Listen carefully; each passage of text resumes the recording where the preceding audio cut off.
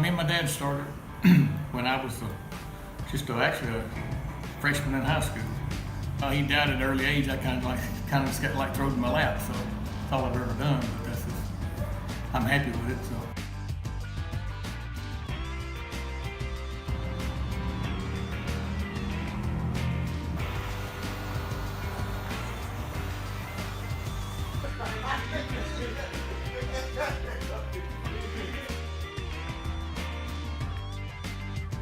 Most anything done to an automobile mechanical wise. Tires, brakes, tune-ups, belts, hoses. I can tell people from fan belts to motors.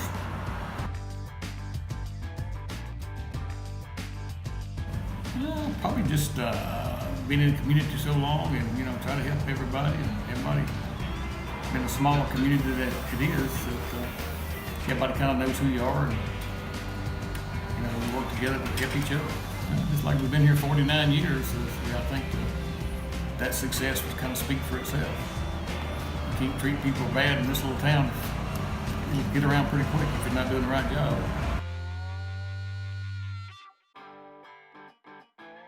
Treat people like you want to be treated, I guess. Just try to be fair with everybody.